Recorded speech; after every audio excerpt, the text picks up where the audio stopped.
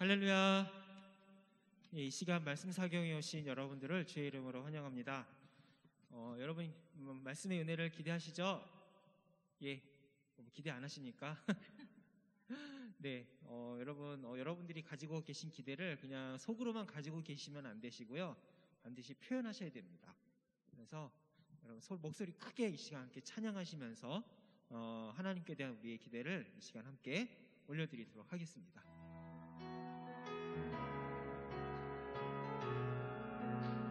이날은 주의 지으신 주의 날일세. 기뻐하고 기뻐하며 즐거워하세. 이날은 주의 날일세. 기뻐하고 즐거워하세. 이날은 주의 날일세. 이날은 주의 지으신 주의 날일세. 기뻐하고 기뻐하며 즐거워하세. 이날은 주의 날일세. 기뻐하고 즐거워하세. 이날은 주의 날. 내 영이 주를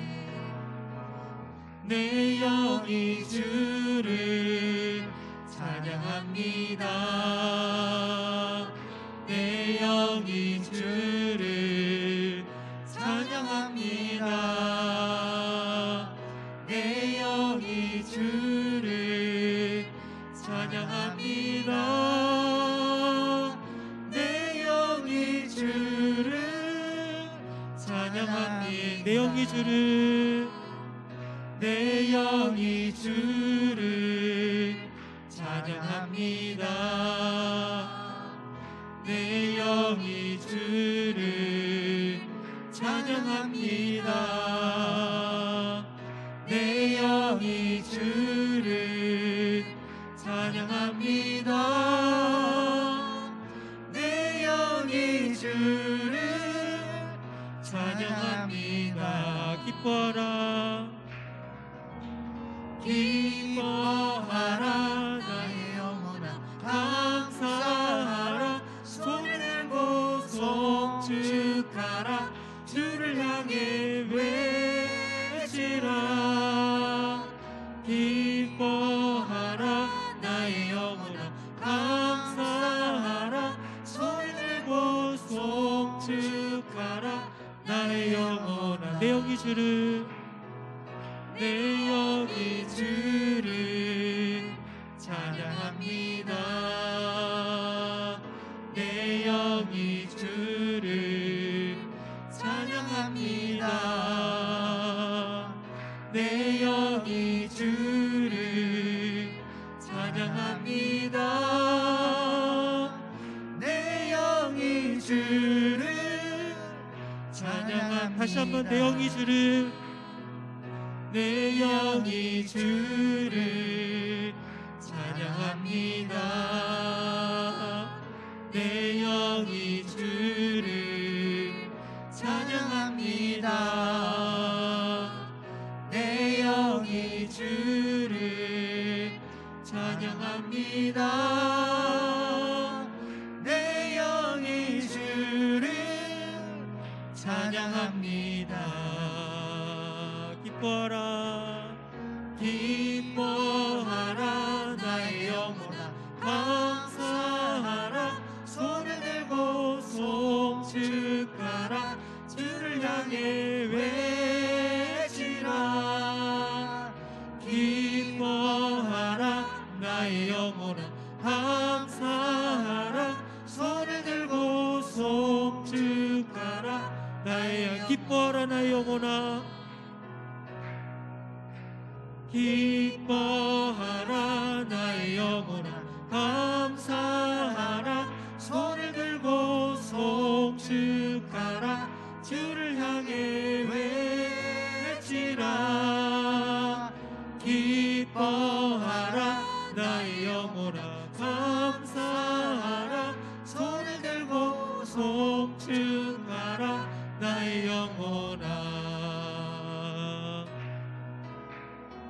위대하고 강하신 주님 우리 주 하나님 위대하고 강하신 주님 우리 주 하나님 깃발을 높이 들고 흔들며 왕께 찬양해 위대하고 강하신 주님 우리 주 하나님 위대하고 강하신 주님 우리 주 위대하고 강하신 주님 위대하고 강하신 주님 우리 주 하나님 위대하고 강하신 주님 우리 주 하나님 깃발을 높이 들고 흔들며 왕께 찬양해 위대하고 강하신 주님 우리 주 하나님 위대하고 강하신 주님 우리 주 하나 존귀 존귀하신 주 감사 찬양과 경배 다 받으실 주님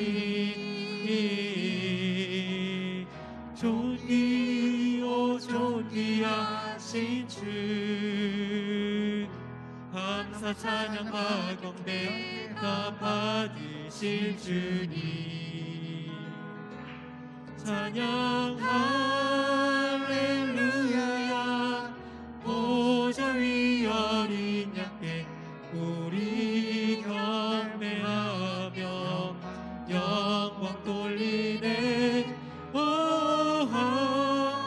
할렐루야 우리 왕의 영광 주는 승리의 용사 또 만유의 다시 한번 존귀하신 주님 존귀하신 주 감사 찬양과 경배 다 받으실 주님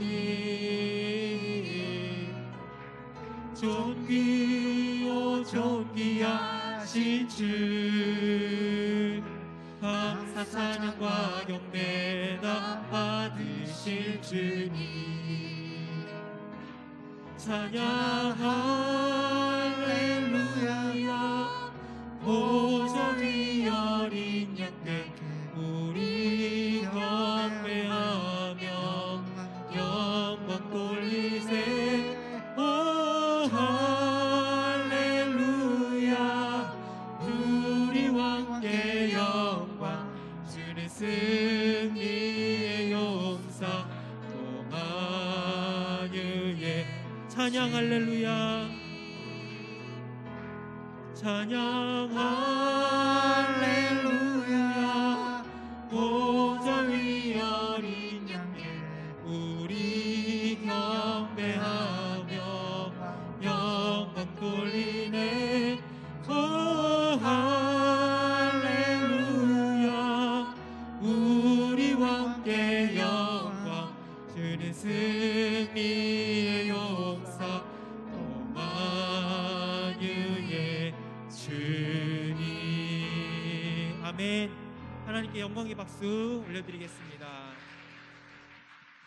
네, 이 시간 이 찬양 함께 부르실 때에 우리 안에 잃어버렸던 하나님의 나라의 능력을 회복하게 하소서. 다시 한번 주님이 우리를 통치하고 다스리심을 경험하는 이 놀라운 사경이가 될 수 있게 해달라고 우리의 고백을 담아 이 찬양 함께 드리겠습니다.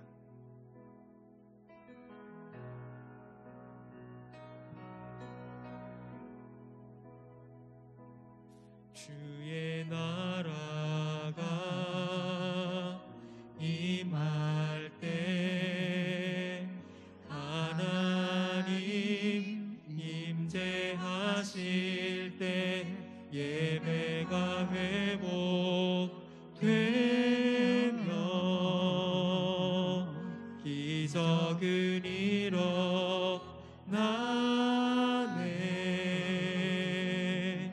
전능하신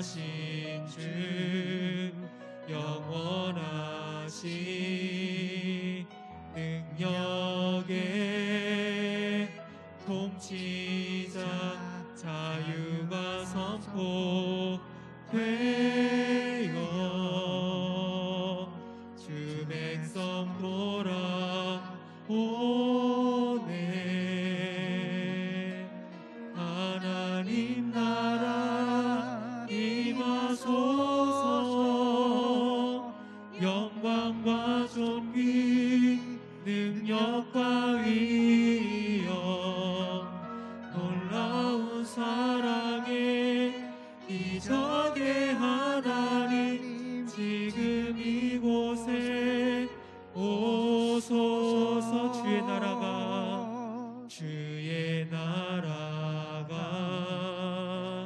임할 때 하나님 임재하실 때 예배가 회복되며 기적은 일어나네.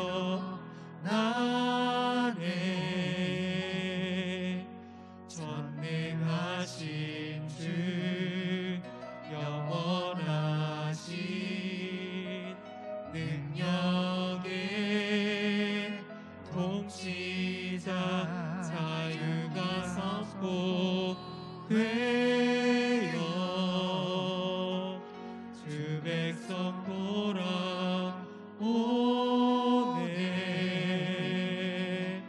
하나님 나라 임하소서. 영광과 존귀 능력과 위엄 놀라운 사랑의 기적의 하나님 지금 이곳에 오 하나님 나라 임하소서. 하나님 나라 임하소서. 영광과 존귀 능력과 위엄 놀라운 사랑의 기적의 하나님 지금 이곳에 오소서. 주 높고 주 높고 위대하심을 크게 외쳐 선포하네. 만왕의 왕 주 하나님 지금 오소서. 하나님 나라 임하소서. 영광과 존귀 능력과 위엄 놀라운 사랑의 기적의 하나님 지금 이곳에 오 다시 한번 우리 마음을 담아서 주의 나라가 다시 한번 이 시간 우리의 고백을 담아서 처음부터 다시 한번 하나님 나라를 기대하며 주의 나라가 이 시간 다시 한번 찬양하도록 하겠습니다. 주의 나라가 임할 때 하나님 임재하실 때 예배가 회복되며 기적은 일어나네.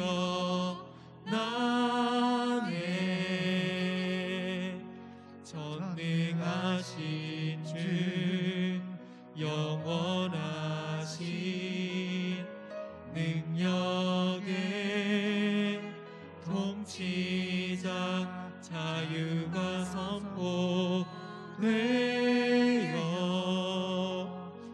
주 백성 돌아오네.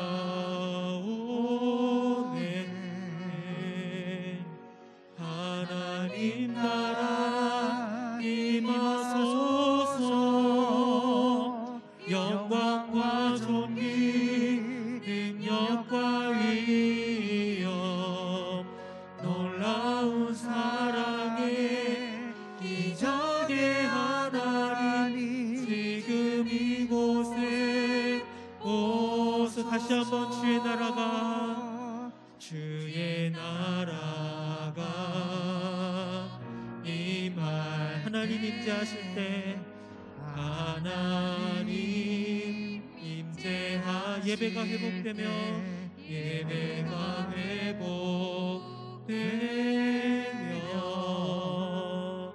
기적은 일어나네.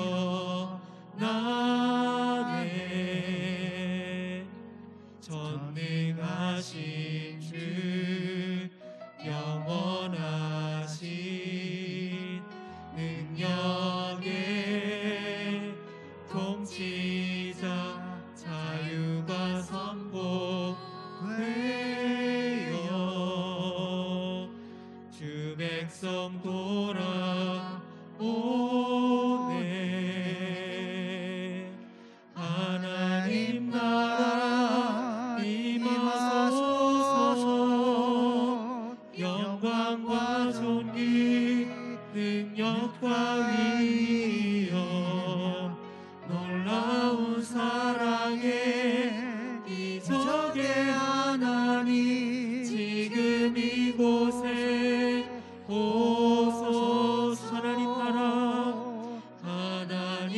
나라 임하소서.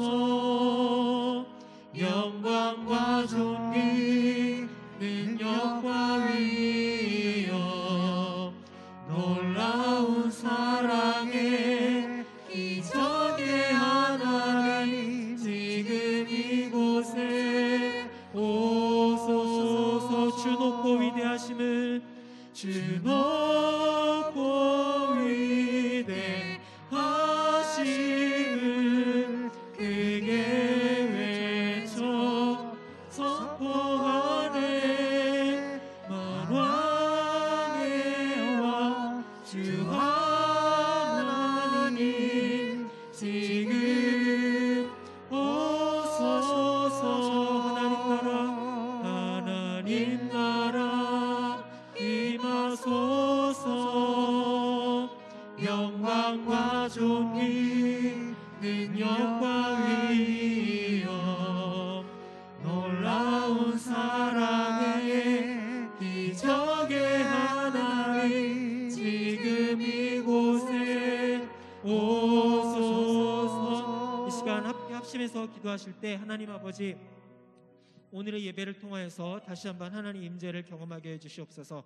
하나님의 나라가 우리 가운데 회복되어지고 주님의 영광을 바라보는 일이 우리 가운데 회복되게 하여 주시옵소서. 다시 한번 통성으로 기도하겠습니다. 살아계신 아버지 하나님, 이 시간 함께하여 주시고 우리와 함께하여 주시옵소서. 아버지 하나님, 이 시간 우리가 동행하여 주시오며 하나님 우리 가운데 함께하여 주시옵소서.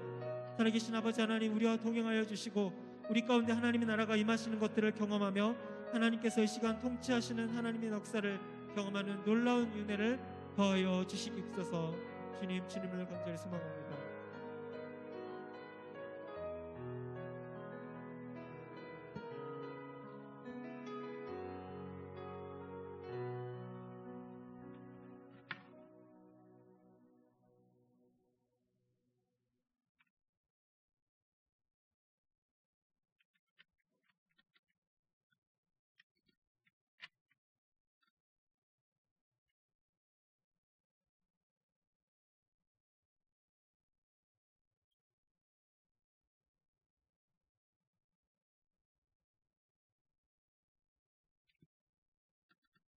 사랑이 많으신 하나님 아버지, 우리를 사랑하셔서 어려운 환난과 질병 가운데서도 우리를 지켜 보호하여 주시고 구원의 은총을 허락하여 주신 그 크신 은혜를 생각하며 감사와 찬양을 올려드립니다.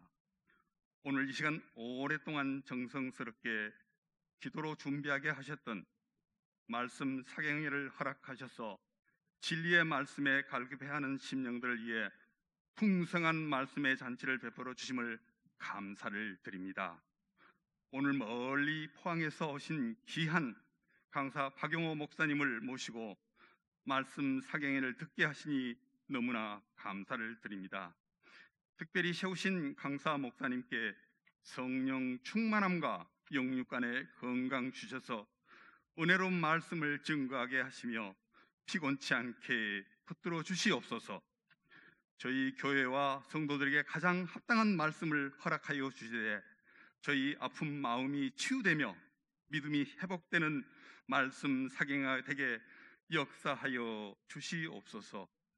우리 동강교회를 평생 돌보고 희생하도록 세우신 신재승 담임 목사님을 위해 간절히 기도드립니다. 항상 주님의 복된 말씀을 전하시는 목사님께 권능과 능력을 주셔서 피곤치 않게 하시고 가정과 건강도 지켜주셔서 온전히 주님의 몸된 교회와 성도를 위하여 일할 수 있게 하시옵소서.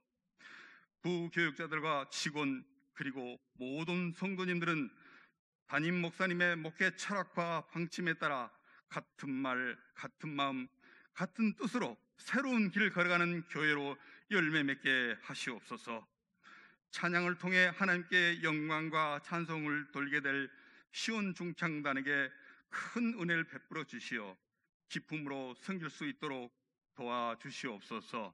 이 모든 말씀을 우리를 구원하신 예수님 이름 받들어 간절히 기도드려 싸움나이다. 아멘.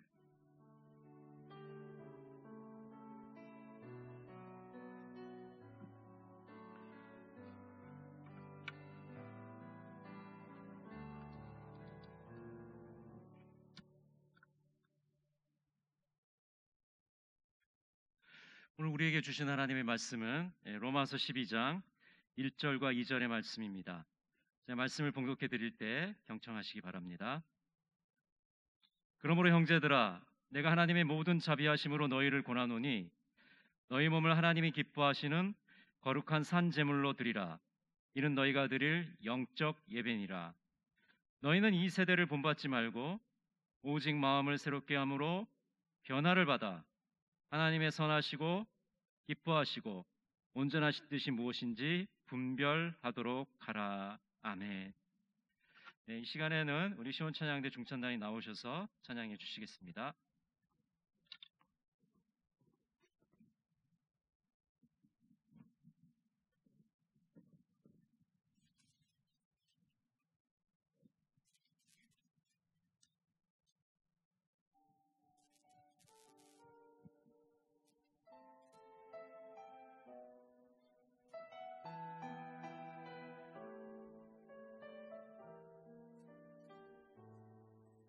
나를 지으신 이가 하나님,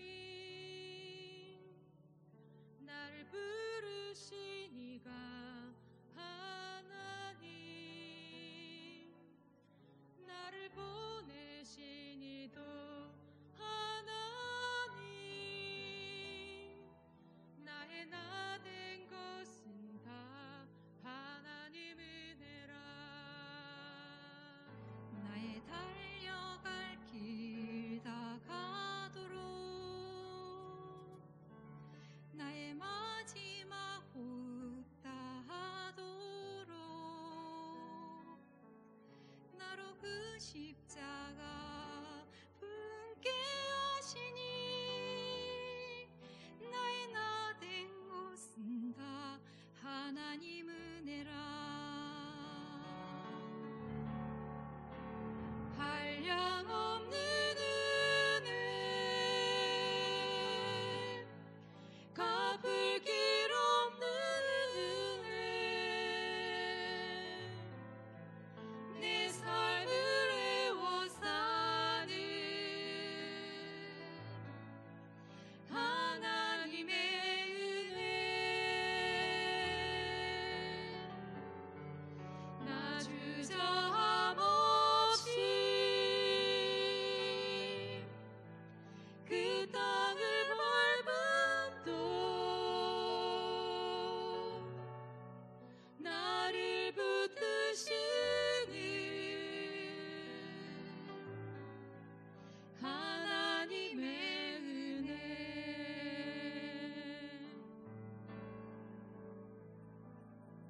나의 달려갈 길 다 가도록, 나의 마지막 호흡 다 하도록, 나로 그 십자가 품게 하시니, 나의 나 된 것은 다 하나님 은혜라. 한량없는 은혜, 갚을 길 없는 은혜, 내 삶을 애워 사는 하나님의 은혜. 나 주저함 없이 그 땅을 밟음도, 나를 붙드시는 하나님의 은혜, 나를 붙드시는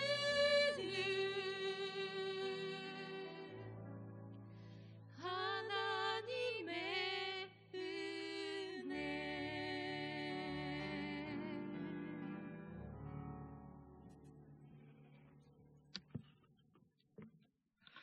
귀한 찬양 감사드립니다. 네, 오늘은 자매 찬양단이라고 해야 되나요?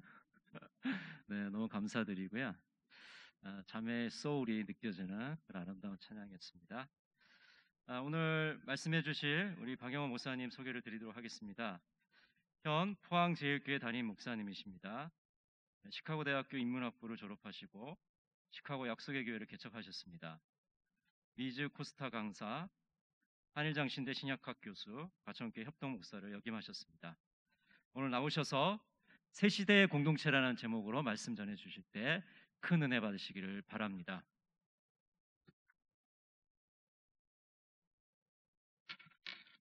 할렐루야.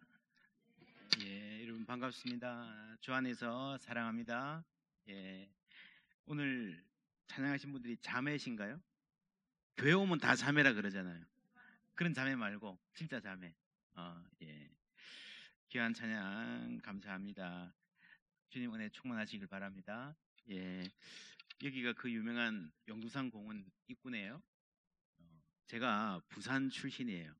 이게 저희 집은 이제 저기 서면에 있는 쪽 전포동이었는데, 여기 어릴 때는 여기 오면 제가 한 30년 만에 처음 온 것 같아요. 이 동네. 어릴 때는 자주 왔었는데 이렇게 좋은 일 있을 때 놀러 가자 그러면 영두산 공원에 꽃시계가 기억이 나요. 아직도 있습니까? 그때는 그게 뭐라고 그거 보러 그죠 막 왔었고, 그 앞에 이렇게 있으면 이렇게 꼭 사진 찍어주는 사람들이 사진 찍으라 그러고 그랬던 생각이 나는데요. 참 귀한 나들이 길인데 거의 한 30년 만에 와서 감개가 무량합니다. 그때 참 이 올라가는 길에 담쟁이 능굴이 예쁜 교회, 독관교회를 기억하고 있는데 그 교회 오게 돼서 말씀 전하게 돼서 참 감사하고요. 저는 부산에서 자랐고 서울에서 신학 공부하고 미국에 공부하러 가서 미국에서 한 18년 이상 있었어요. 20년 가까이. 그러니까 공부하러 가가지고 너무 오래 있은 거죠. 목회도 하고. 제가 이제 나이 40에 딱 40세 되던 해에 교회를 개척했는데, 교회를 개척하고 보니까 야, 내가 교회가 뭔지도 모르고 개척했구나 라는 생각이 들어요. 제가 이제 저희 아버님이 장로님이시고 아버님이 또 교회를 개척하신 적도 있고, 정말 저도 어릴 때부터 교회에서 살다시피 했거든요. 그냥 뭐 얼마나 교회 생활이 전부였어요. 그래서 정말 교회를 안다고 생각했는데 담임 목사가 되고 교회를 개척을 해보니까요, 야, 내가 이 교회가 뭔지를 모르고 교회를 개척했구나. 그래도 이제 그런 생각이 들어요. 한국에서 했으면 뭐 지나가는 친구라도 좀 도와줄 텐데 아무도 없는 미국에서 시카고에서 교회를 개척했었습니다. 그때 떠오르는 말이, 여러분, 이런 말이 있습니다. 아기가 태어날 때에 부모도 태어난다. 맞는 말 같죠? 아기가 응애하고 태어날 때요, 그때 부모도 응애하고 태어나는 거예요. 여러분, 부모가 되기 전에 부모 되는 게 뭔지 알았습니까? 몰랐죠? 전혀 모르고 아무리 말을 많이 듣고 많이 공부하고 해도요, 실제로 엄마가 되어 보기 전에는 엄마가 되는지 뭔지도 모르고 되는 거예요. 그죠? 그래서 우리 인생은 그런 것 같아요. 우리가 뭐 안다고 그래도, 우리 옛날 찬송에 내일 일은 난 몰라요 이런 찬송이 있잖아요. 근데 요즘 같이 코로나 같이, 저도 지난 한 해 동안 목회하면서 야, 다음 주에 우리가 교회에서 모여서 예배를 드릴 수 있을지 없을지도 모르고, 그죠? 아무것도 모르는 사람들. 본래 예전에도 우리가 내일 일은 몰랐는데 내일 일을 안다고 착각하고 살았구나. 이 코로나를 맞고 보니까 야, 우리가 정말 내일 일은 모르는 사람들이구나라고 하는 그런 어떤 겸손, 그런 자각이 우리 가운데 생긴 것 같아요. 여러분, 앞으로 여러분 세상이 어떻게 바뀔 것 같습니까? 지금 어떻게 바뀌고 있는 것 같습니까? 사진 보여주시면요. 예, 그 다음 사진. 요 그림이 이쪽은 잘 보이세요? 예, 요걸 좀 끄셔도 좋을 것 같아요. 이쪽 사진에 뭔가 하면 1900년에 뉴욕 거리에 5번가라는 거리가 있습니다. 핍스 애비뉴 5번가. 1900년 부활절 아침에 뉴욕 5번가를 찍은 사진이에요. 이쪽 그림을 보시면요, 전부 다 마차예요. 그리고 동그라미 친 것 딱 하나가 자동차가 있어요. 이쪽은 1913년에 13년 후에 뉴욕 거리예요. 근데 전부 다 자동차죠. 마차가 딱 하나 있습니다. 불과 13년 동안에 이렇게 세상이 많이 바뀐 거예요. 오늘 우리가 살아가는 세상이 어떤 세상일까? 그리고 앞으로 여러분 자녀들이 혹은 손자 손녀들이 어떤 세상을 살게 될 것 같습니다. 금호 아시아나가 재작년인가요? 아시아나라는 그 비행기 회사를 현대차가 인수를 했거든요. 그때 인수한 가격, 그 기업 가치가 2조 6천억이었습니다. 많죠? 뭐 우리 같은 사람이 얼마나 많은지 잘 모르는데, 근데 여러분 배민 아세요? 배민? 배달의 민족? 그죠? 이렇게 핸드폰에서 뭐죠? 이렇게 음식 주문하는 그 배민이 독일 회사 DHA에 넘어갈 때에 4조 7천억에 팔렸어요. 놀랍죠? 여러분 이 아시아나 비행기도 엄청 많고요. 자산이 많은 엄청난 그 기업이 꼴랑 이 핸드폰에 음식 주문하는 그거보다 반밖에 안 되는 거예요. 오토바이 부릉부릉 하고 다니는 게. 여러분 오토바이가 비행기를 이겼습니다. 놀랍지 않습니까? 그리고 그렇게 사고 나니까 DH의 주식이 그날 당장 10%가 올랐어요. 무슨 말인가 하면은 싸게 샀다는 거죠. 기업 가치는 훨씬 더 이게 더 높다라는 겁니다. 여러분 그래서 제가 이제 포항에 사는데 포항 제철이 한때는 한국에 지금도 그렇지만 한국 근대화의 기둥이었잖아요. 그죠? 제철에서 철 만들어서 뭐 배도 만들고 조선업, 자동차도 만들고 뭐 건축도 하고 정말 한국 사람이 자랑스러워하는 기업 중에 기업인데요. 여러분 중국 기업 중에 알리바바라고 있습니다. 아마존 비슷한 거, 그 인터넷으로 물건 파는 그 기업이 하루 반에 벌어들이는 돈이 매출이 포항 제철이 1년 동안 버는 돈하고 같답니다. 놀랍지 않습니까? 포항 제철 그 많은 사람들이 그렇게 많은 물건을 만들어도 인터넷에서 뭐 이렇게 해서 조금 물건 파는 것 같은 그거에 여러분 1년 동안 해도 이틀을 못 채워요. 이틀을. 여러분 세상이 이렇게 많이 바뀌고 있습니다.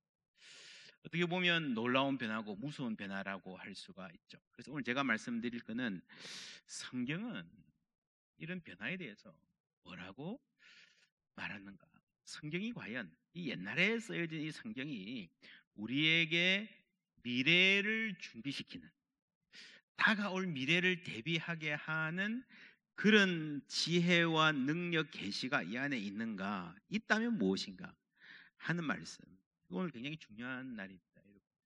우리가 앞으로 어떻게 살고 자녀들을 어떻게 기를 것인가 라는 데 대해서 앞으로 우리 교회가 어떤 교회가 되어야 할 것인가, 한국 교회가 나아가야 될 방향이 어디인가라고 하는 아주 중요한 질문을 우리가 한번 해봐야 될 때가 되었습니다. 그 다음 보여주시면 예레미야 29장 7절에 다 같이 한번 읽어볼까요? 시작. 너희는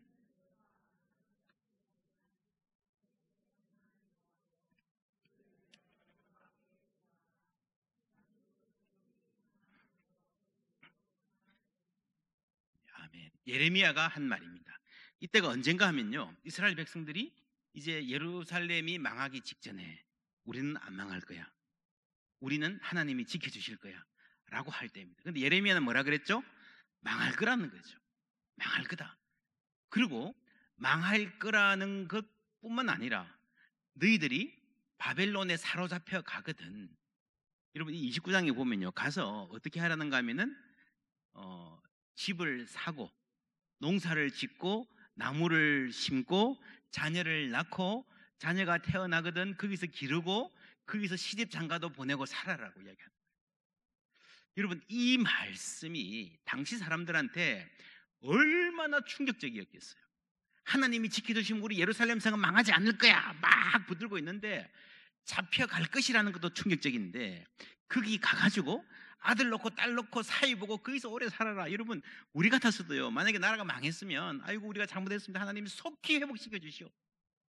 여러분 작년에 그런 기도 많이 했죠. 이 코로나 속히 끝나게 해주시옵소서. 그죠? 우리가 어려움 당하면 속히라는 말이 먼저 딱 떠오르는데요. 여러분, 이 예레미야 시대에 바벨론에 잡혀간 사람들이 당연히 하나님 거기 눌러 앉아 살 생각을 안 했죠. 이거는 뭔가 잘못된 거야. 우리가 회개하면 하나님이 돌아가게 해 주실 거야, 다시.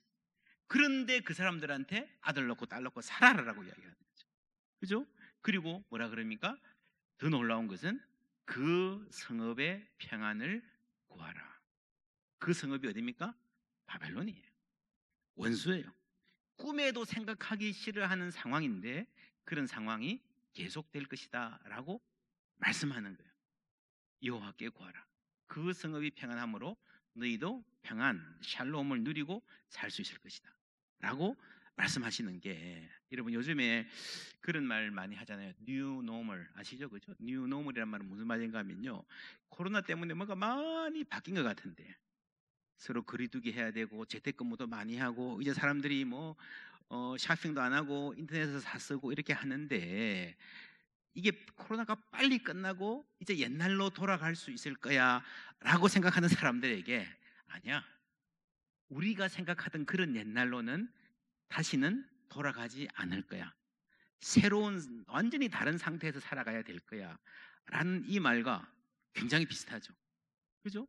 바벨론에 가면 지금하고 완전히 다른 상황인데 적어도 상당 기간 동안에 거기서 가야 할 것이다 라고 말씀하는, 바로 이 말씀이 가만히 들여다보면요, 성경은 우리가 지금 말하는 뉴노멀, 어제까지 몰랐던 시기, 돌아가고 싶어도 돌아갈 수 없는 상태에서 우리에게 다가올 아주 낯선, 어쩌면 두려운 그런 변화 속에서 우리가 상당 기간 살아가야 된다라고 하는 그 도전을 성경이 미리 주고 있다는 거죠. 여러분, 사실 이런 많은 변화들은요, 지금 우리가 겪는 변화들은 뭐 인터넷 문화나 비대면 시대 이런 거는요, 사실 코로나 때문에 온 건 아니에요. 그죠? 4차 산업혁명 이런 거는 이때까지 많이 진행이 되어 오고 있었던 건데 코로나 때문에 확 빨리 왔다고 볼 수 있죠. 근데 여러분, 사람들이 뭐든지 멀리서 볼 때는요, 그냥 환상적으로 생각하기 쉬워요. 여러분, 어릴 때 이런 생각 해보셨잖아요. 이 자동차, 우리가 자동차라 그러는데 사실은 자동차가 아니고 사람이 운전해 가잖아요. 그죠? 진짜 자동차, 스스로 움직이는 차는 셀프 드라이빙 카. 그죠? 차가 앉아 있으면 그냥 가면 얼마나 좋겠어요. 그죠? 뭐 가면서 TV도 보고 밥도 먹고 손톱 소재도 하고 얼마나 편하고 좋겠어요. 환상적이잖아요. 그죠? 근데 막상 스스로 움직여가는 차, 셀프 드라이빙 카 시대가 온다 그랬을 때 이거 어떨 것 같아요? 제가 제 딸한테, 제가 애를 좀 늦게 낳았어요. 뭐 공부하고 이러느라고. 그래서 애가 지금 초등학생인데 그런 말 합니다. 지금 얘들 혹은 지금 유치원생들은 평생 운전 못 해보고 살아갈 가능성이 굉장히 많습니다. 그죠? 지금 아기들은요, 다 커가지고 한 20살 되면 엄마들한테 그럴 겁니다. 엄마, 옛날에는 사람들이 직접 차를 운전했다며? 정말이야? 아니, 사람한테 어떻게 운전을 맡겨? 이 얼마나 위험한 일인데 그렇게 부주의한 사람이 운전을 해? 믿을 수 없어. 여러분, 그럴 같지 않아요? 지금 이 아기들은요, 평생 운전 못 해볼, 어쩌면 사람이 직접 운전하는 것을 상상하기도 힘들어하는 세대에 살 가능성이 많아요. 여러분, 그러면 옛날에는 야, 이거 참 운전도 뭐 알아서 해주면 참 좋겠다 그랬는데요, 이제 막상 이게 앞에 탁 다가오니까 어떤 문제가 생겨요? 택시 운전하는 분들, 그죠? 트럭 운전하는 분들, 일단 전부 다 실업자가 될 거예요. 그 사람들이 전부 다 뭐 먹고 살 거예요? 이런, 최근에 여러분 그런 거 보셨습니까? 옛날에 예를 들어서 뭐 로봇이 나와가지고 청소도 다 해주고요, 요리도 다 해주고요, 뭐 다 해주면 참 좋겠다 그런데 실제로 요즘에 뭐 그런 게 있다면서요. 닭 튀기는 로봇 보셨습니까? TV에 나온 적 있죠, 그죠? 그러니까 사람이 튀기는 것보다 훨씬 더 잘 튀긴대요. 야, 편리하다 싶습니까? 아니면 야, 섬찟하다 싶어요? 야, 그나마 그런 아르바이트 자리도 다 없어지잖아요, 그죠? 그래서 그 다음 슬라이드 보여주시면요. 예, 그 다음 슬라이드. 예. 이게 몇 년 전에 네이처라고 하는 2017년인 것 같아요. 2017년 9월인데 네이처라고 하는 세계적인 과학 저널의 표지입니다. 직업의 미래, 그 Future of Work 했는데 여러분 이 내용을 간단하게 말하면요. 무슨 내용인가 하면은 지금의 초등학생의 60%는 지금 알지 못하는, 지금 존재하지도 않는 직종에 종사할 것이다. 라고 하는. 그러니까 이러면 애들 어떻게 키워야 되겠습니까? 어떻게 보면 이제 지금까지 자녀들 키우는 방식하고 앞으로 아이들 키우는 방식은 완전히 달라져야 될 가능성이 굉장히 많습니다. 그 다음으로 슬라이드 보시면요. 예. 딜리트 키를 제가 왜 이렇게 적었는가 하면요. 인간. 이제 로봇이 인간의 일을 막 대체하면 어떤 사람들은 이렇게 필요 없는 사람들이 되잖아요. 그래서 어쩌면 이 사람이 필요한가 필요하지 않는가를 인간이 아닌 AI가 판단할 가능성이 굉장히 많습니다.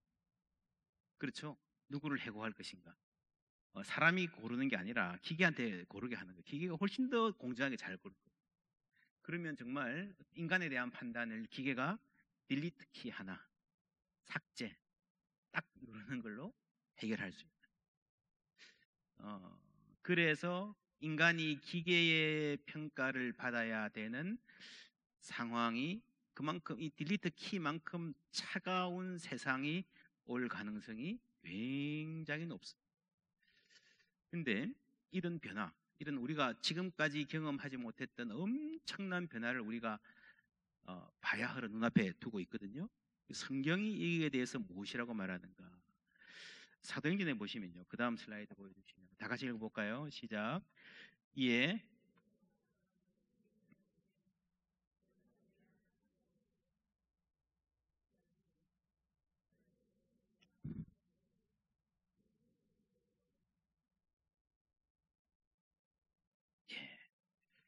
내가 이제야 알았도다. 이제야. 그렇죠?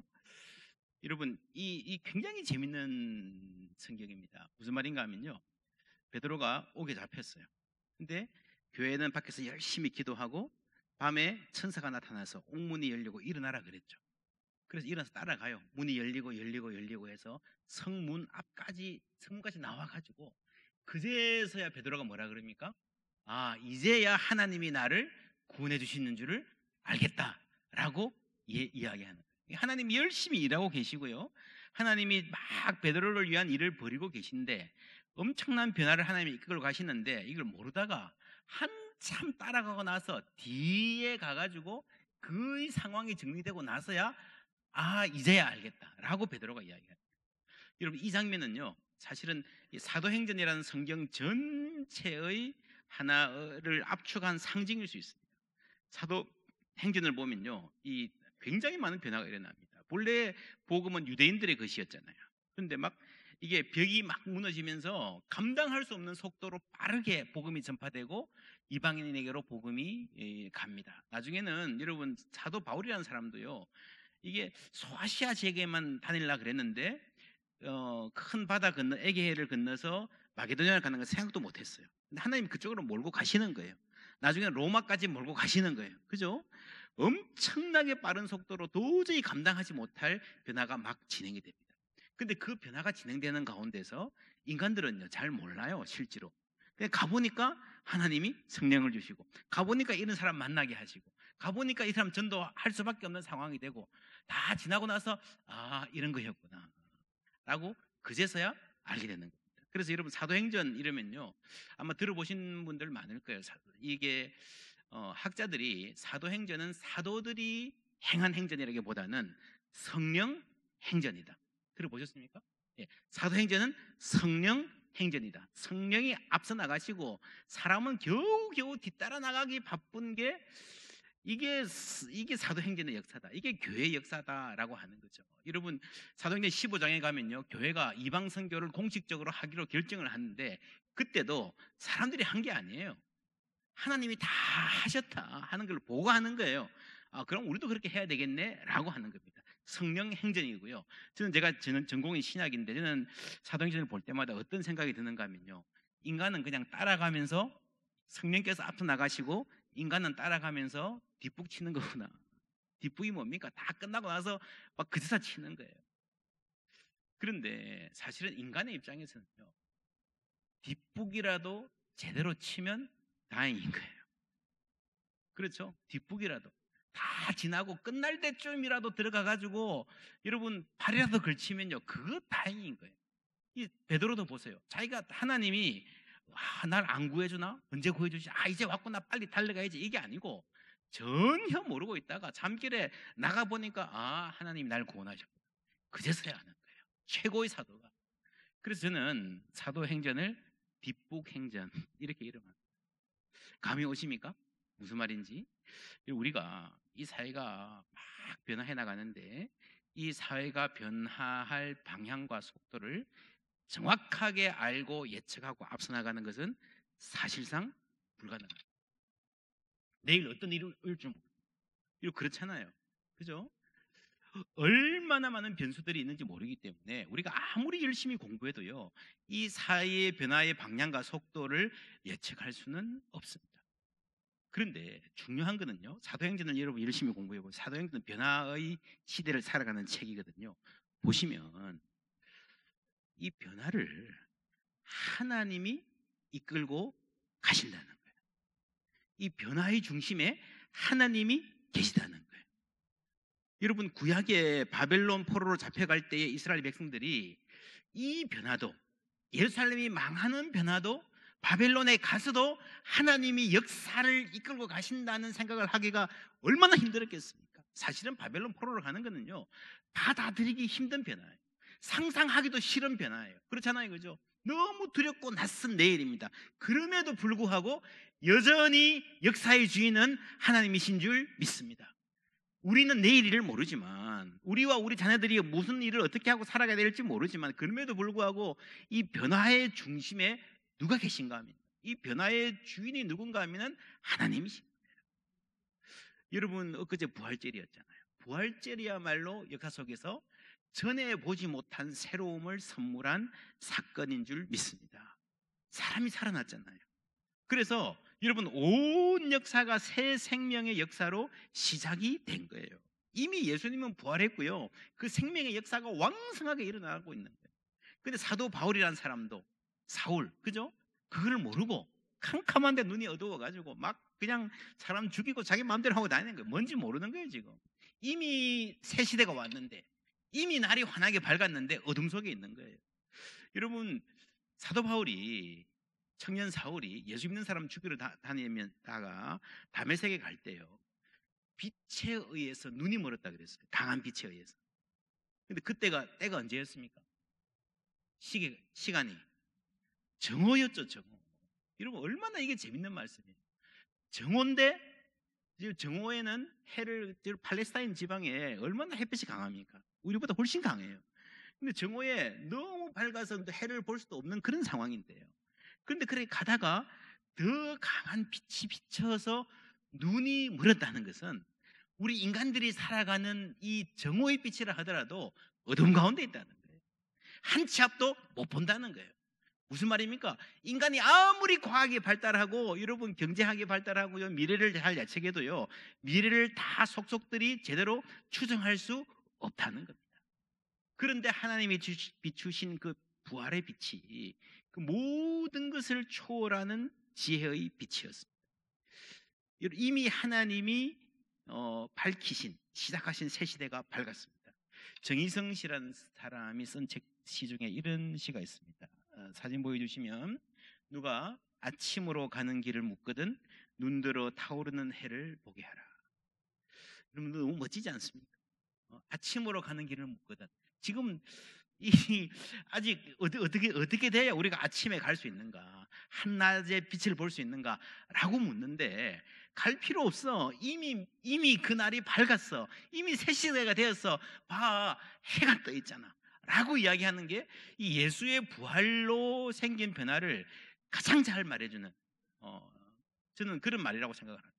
누가 아침으로 가는 길을 묻거든. 아침이 와야 된다고 생각하는 거예요. 우리가 찾아서 미래를 찾아가고 새날을 찾아가야 된다 생각하는데 그렇지 않다. 이미 그리스도 안에서 완전히 새로운 날이 시작되었다라는 말이에요.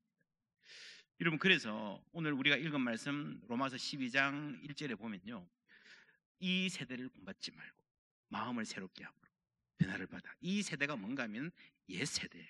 옛세대, 이미 지나간 세대예요. 그대로 욕심과 욕망으로 살다가 멸망할 수밖에 없는, 죽음으로 끝날 수밖에 없는 세대입니다.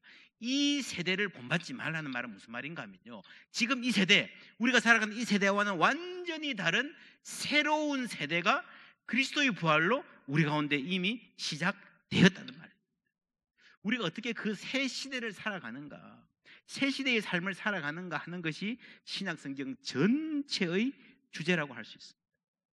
여러분, 12장 1절에 이런 말 나오죠. 그 다음 슬라이드 보여주시면요, 너희 몸을, 다 같이 읽어볼까요? 시작. 너희 몸을, 이것이 우리가 새로운 시대를 살아가는 아주 중요한, 우리의 몸을 이제는 죽은 제물이 아니라 산 제물로 살아갈 수 있다. 그 다음 슬라이드 한번 보여주시겠어요? 나오죠. 다 같이 읽어볼까요? 시작. 너희는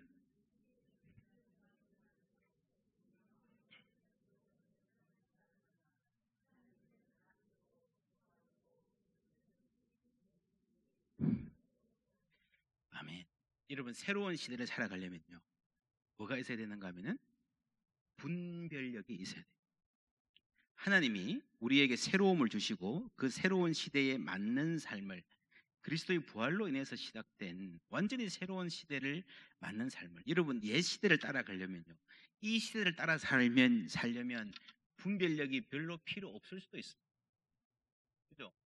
여러분, 동네 아줌마들이 말하는 대로 아이들 학원 보내면 됩니다. 그죠?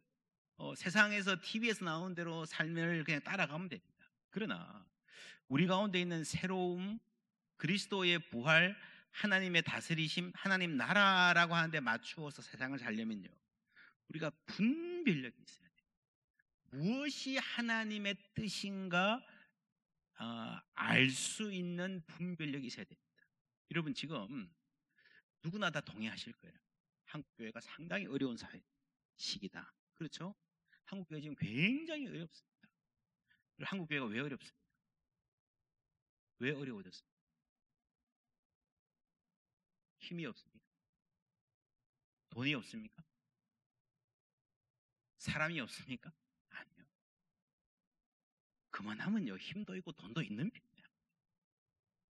코로나 때문에 힘듭니까? 아니에요. 한국교회를 힘들게 하는 것은 코로나19가 아니에요. 한국교회가 어려운 것은 분별력이 없어서 어려운 거예요. 분별력.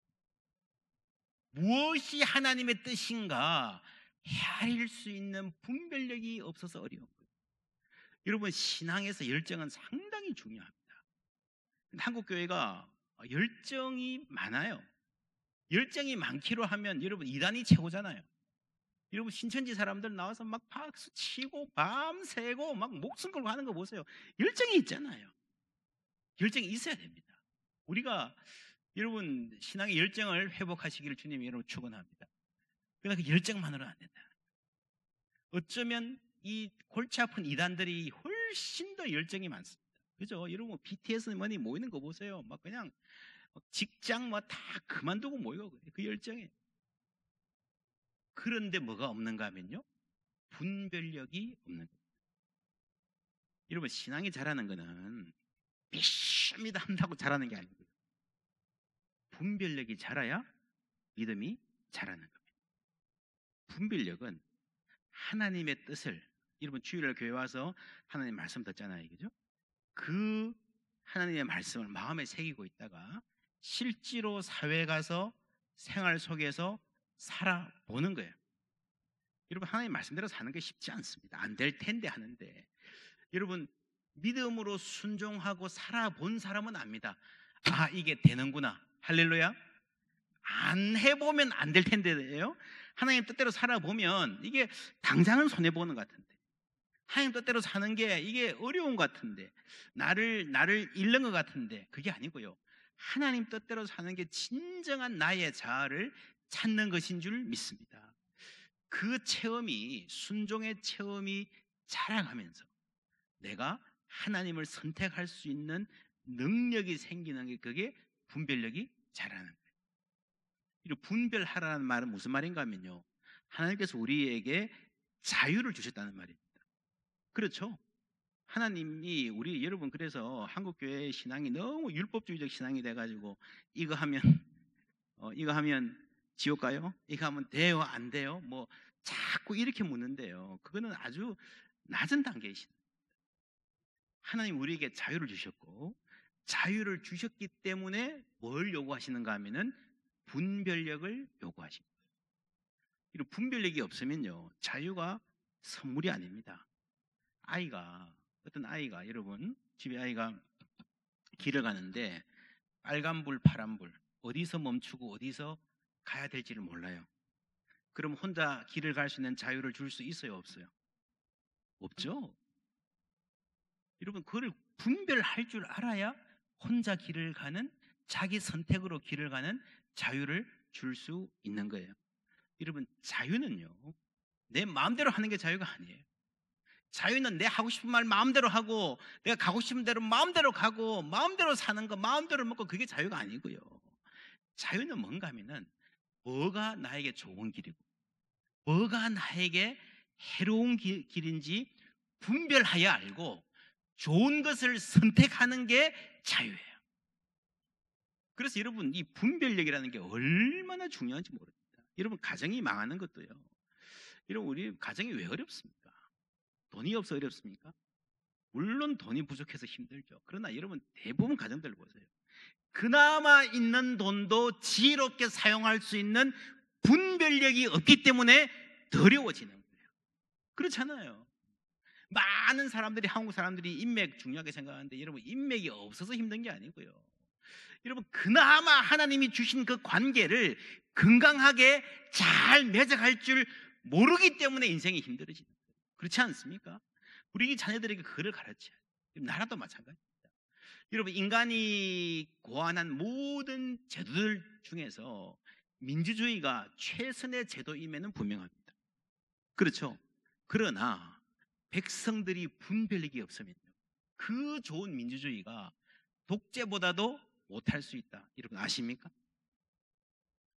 예수를 십자가에 못 박은 사람이 누굽니까? 독재자 빌라도는 안 박으려고 그랬어요. 그렇죠? 백성들의 아우성, 민주적 백성들의 요구, 여론조사, 거기서 예수를 죽이자 그랬잖아요. 여러분, 그게 여러분 최악이 될 수도 있습니다. 여러분, 저는 한국교회 아무리 어렵다 그래도요, 아직 한국교회에 희망이 있다고 믿습니다. 근데 한국교회에 희망이 있으려면요, 전제가 있습니다. 그나마 지금 남아있는 이 시간, 교회가 갖고 있는 에너지, 교회가 갖고 있는 재정, 우리의 관심, 이거를 분별력 있게 사용할 줄 알아야 돼요. 정말 중요한 일이 뭔지, 한국교회는요, 정말 엉뚱한 게 중요하다 생각하고 이 소중한 시간을, 이 소중한 자원을 낭비하고 있습니다. 지금은 이 골든타임입니다. 골든타임이 두 가지 의미가 있죠. 하나는 황금시대가 골든타임이지만, 하나는 여러분, 이제 아니면 여러분 진짜 병원의 중환자실에 실려가는 느낌, 그런 느낌의 한국교회. 그런데도 이런 많은 교회들이요, 어떤 생각을 하는가 하면, 그냥 이 시기가 빨리 지나서 빨리 코로나가 끝나고 오면 옛날처럼 정상적으로 생각할 수 있겠지, 그렇게만 생각합니다. 그렇지 않습니다. 우리가 알던 옛날의 그 정상은 다시 오지 않습니다. 여러분, 우리가 깨어 있어야 됩니다. 그런데 좀 안타까운 거는요, 그렇게 깨어 있는 교회와 목회자가 참 많지 않습니다. 제가 우리 신재성 목사님 전화 받고, 우리 목사님도 올 한 해 목표 정하시고 목회하시고 하는 걸 들여다보면서, 야, 이 동광교회는 깨어 있는 교회구나, 깨어 있으려고 몸부림치는 교회구나라고 하는, 여러분, 그런 확신을 가졌습니다. 여러분, 하나님께서 이 귀한 은혜의 공동체 주심에 감사드립니다. 깨어있는 교회가 있어야 됩니다. 적어도 깨어있으려고 몸부림치는 그 절절한 몸부림이 있어야 됩니다. 여러분, 이미 한국 교회가 옛날에 신앙생활 하던 방식은요, 상당 부분 다 무너졌습니다. 한국 교회는 어떤 생각을 갖고 있는가 하면은 옛날부터 시대에 앞서갔거든요. 그렇죠? 한국은 미국에서 이 신앙이 들어왔잖아요. 그러니까 이게 서구의 선진 문물이에요. 이 한국 사회에서 기독교가 옛날에, 그죠? 그래서 그냥 그 자리에만 있어도 시대를 앞서가는 거예요. 예수 믿으면. 예수 믿으면 다 깨있는 사람이잖아요. 그죠? 한국에서 여성을 교육하고 근대 학교를 세우고 병원을 만들고 전부 다 교회가 한 거예요. 저희들이 어릴 때만 해도 아마 이 동광교도 그랬을 거예요. 이 동네에서요, 이 지역 사회에서 문화적으로 가장 앞서간 아이들이 교회 와서 기타 치고, 그죠? 고등부 문학의 밤 하고, 그때 그 문학의 밤 수준은요, 사회 전체에서도 교회에서 뭘 하든 가장 앞서 나간 수준이었어요. 그때 그랬다고요. 지금이 아니라. 지금은 어떻습니까? 굉장히 많이 시대에 뒤떨어져 있습니다. 이미 우리가 교회 신앙생활 하던 많은 이 관행들이 더 이상 이 시대와 맞지 않는, 시대를 책임질 수 없는 낡은 관행이 이미 되어가고 있습니다. 우리가 그걸 몰랐죠. 우리는 그냥 앞서간다고 생각을 했죠. 그러다가 작년에 코로나가 뻥 터지고 보니까 아니구나. 우리의 생각이 굉장히 뒤쳐져 있구나. 우리가 사회 사람들보다 더 자기 관리를 잘 못하는 사람들입니다. 교회 의사결정 구조나 이런 것들이 굉장히 좀 후진적이 되어 있구나. 큰일 났구나 하는 생각을 그나마 조금씩 하게 되었다면요, 저는 이 코로나19의 도전이 한국 교회에 주시는 하나님의 은총이 될 수도 있다고 생각을 합니다. 그래서 여러분, 오늘 같은 날 이런 집회가 여러분 정말 중요한 거예요. 이런 주제로 집회하는 교회가 많지 않습니다. 한국 교회의 근본적인 문제가 분별력이라 그러면 그 결과 분별력이 없어서 그런데 그 결과에 어떤 어려움이 생겼는가, 여러분 슬라이드 보여주시면요, 원래 옛날에 교회가 조금 이 그림을 여러분 이해할 필요가 있습니다. 한국 교회, 주류 교회, 우리처럼 건전한 중심의 교회가 있죠, 그죠? 근데 저쪽에 뭐가 있는가 하면 이단이 있었어요, 그렇죠? 이단이 있었고, 한국 교회 안에 어느 정도 좀 아주 비상식적인 교회들이 좀 있었어요, 그렇죠? 근데 작년에 여러분 생각해 보세요. 코로나가 처음에 빵 터졌을 때에 이단, 신천지, 저건 우리와 달라 이렇게 했어요, 그죠? 그랬는데 조금 있다가 막 무슨 뭐 한 줄로 세워가지고 소금물 막 입에 뿌리고 이런 교회 나오고, 그거는 사실은 일반적인 교회 이단이 아니거든요, 그죠? 그래서 여러분, 사람들이 보기에 이 이단과 비상식적인 교회가 갖다 붙어버린 거예요, 그렇죠? 그리고 이쪽에 보면 어떤 현상이 있는가 하면은 안티 기독교 세력이 있습니다. 교회를 욕하는 게 취미인 사람들, 교회를 욕하는 게 인생의 사명처럼 생각하는 사람들, 한국 사회에 분명히 있죠, 그죠? 그리고 또 어떤 사람들이 있는가 하면요, 교회를 다니긴 다니는데 굉장히 비판적인 사람들이 있어요. 이 비판적인 사람들의 일부는 사실은 한국교회의 소중한 자산일 수 있습니다.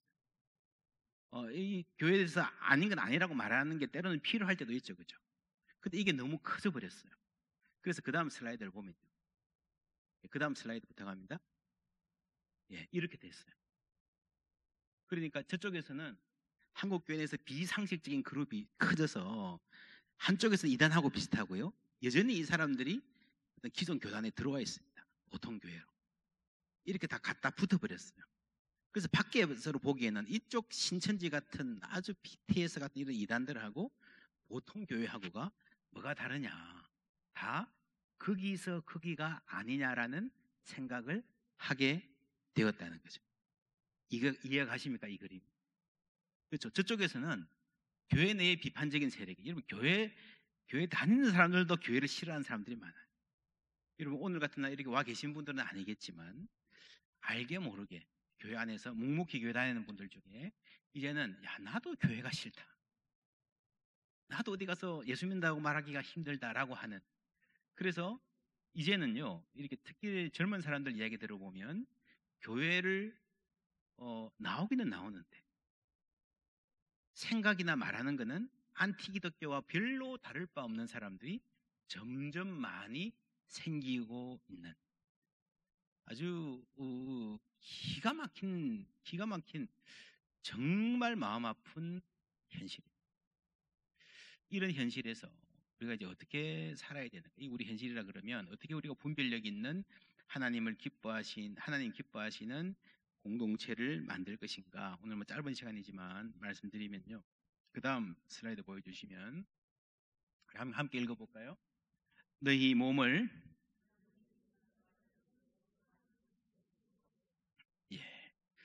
너희 몸을 하나님이 기뻐하시는 거룩한 산제물 드리라. 이 말씀도 여러분 잘 아실 거예요.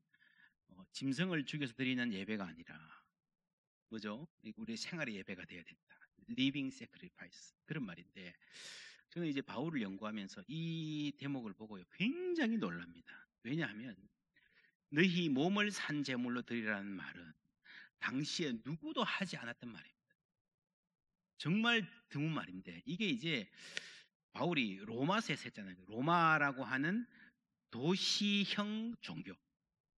그러니까 여러분 당시에는요 유대교뿐 아니라 그리스 로마의 모든 종교가 전부 다 희생 제물을 드리는 종교였어요. 다 똑같았어요. 전부 다 제우스든 뭐 아프로디테든 전부 다 희생 제물로 드리는 종교이기 때문에 이 종교 자체가 농업과 목축과 연결이 되어 있어야 돼요.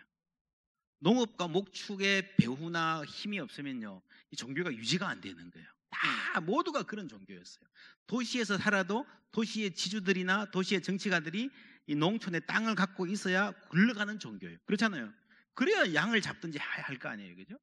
그런데 이 바울이 시작한 이 신앙 공동체는요 너희 몸을 거룩한 산 제물로 드리라 하니까 도시로서만 유지가 가능한 아주 독특한 종교가 돼요. 세계 역사상 도시 처음으로 출현한 도시형 종교를 바울이 여기서 말하고 있는 거예요.